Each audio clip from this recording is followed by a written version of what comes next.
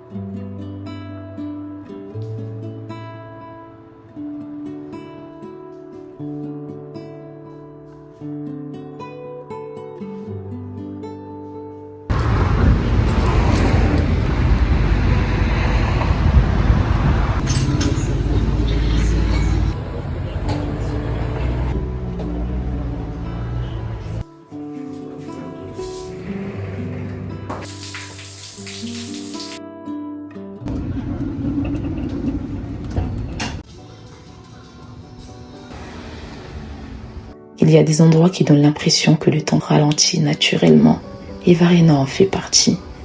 On comprend vite pourquoi tant des voyageurs tombent amoureux de cet endroit.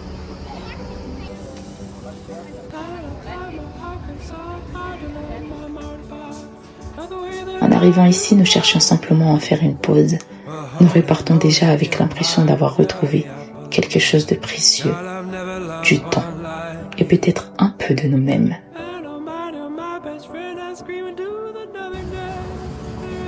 Il existe deux façons de voyager, suivre un guide ou suivre son instinct.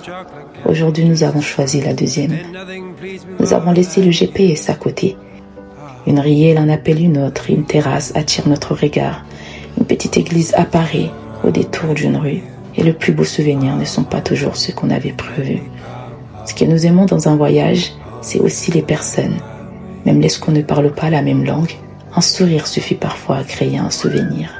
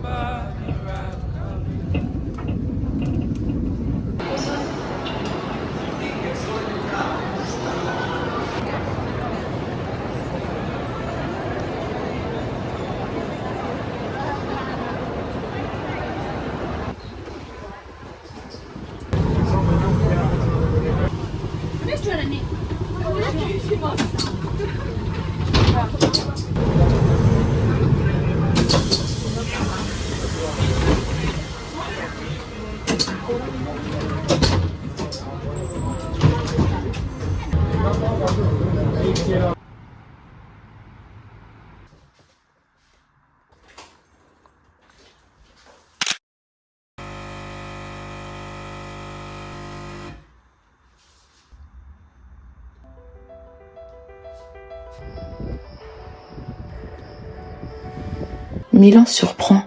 On imagine souvent une ville pressée et pourtant, entre deux rues animées, on découvre des places paisibles. Des cafés où les conversations semblent durer des heures. Une élégance discrète qui donne envie de lever les yeux. Nous avons marché sans programme, juste avec l'envie de regarder.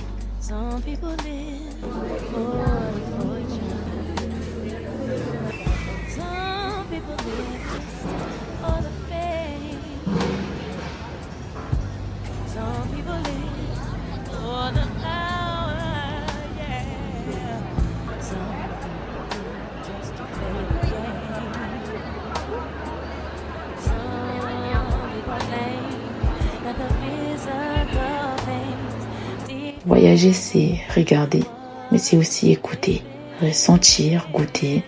Aujourd'hui, nous avons décidé de vivre l'Italie avec tous nos sens.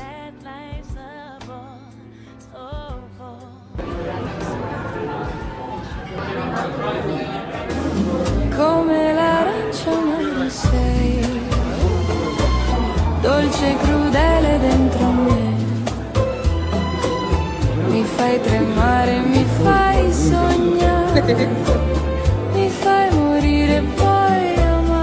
Chaque plat raconte une histoire, une recette transmise, un savoir-faire, une religion. Ici, on apprend vite que manger n'est jamais un simple repas, c'est un moment de partage. Il n'y a pas besoin de courir après chaque lieu incontournable. Parfois, savourer un seul moment suffit à remplir une journée.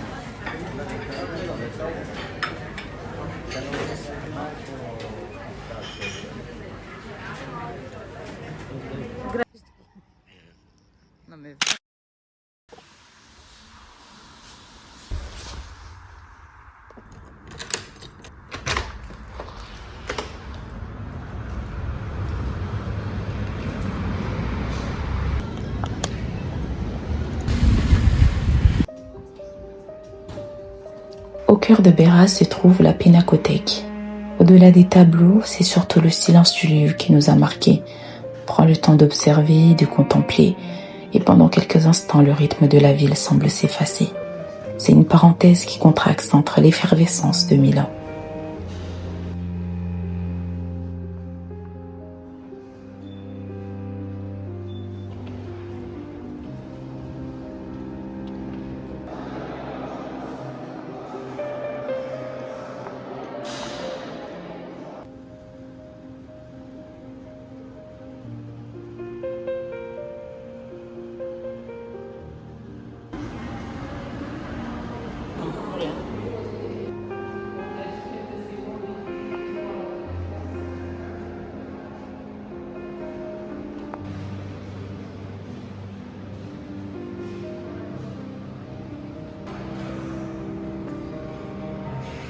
Et puis nous arrivons au château, imposant, chargé d'histoire. Il rappelle que Milan est une ville où le passé et le présent cohabitent naturellement. Autour de lui, les visiteurs se promènent, les familles profitent des espaces verts, et l'on se rend compte qu'ici, les monuments ne sont pas seulement faits pour être admirés, ils font partie du quotidien des habitants. C'est aussi ce qui rend cette ville si agréable à découvrir.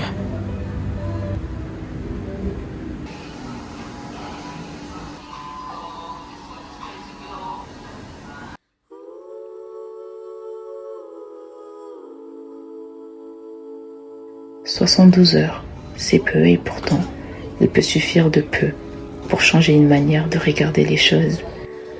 Nous avons découvert des villes, des paysages, des saveurs, mais ce que nous emportons avec nous y est invisible.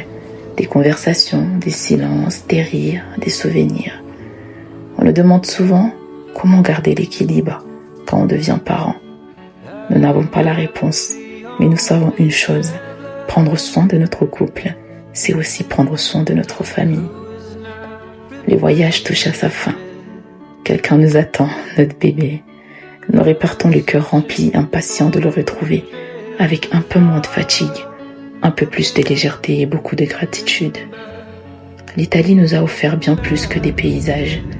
Il nous a rappelé que le plus beau voyage ne nous éloigne pas de ce que l'on aime. Il nous en approche.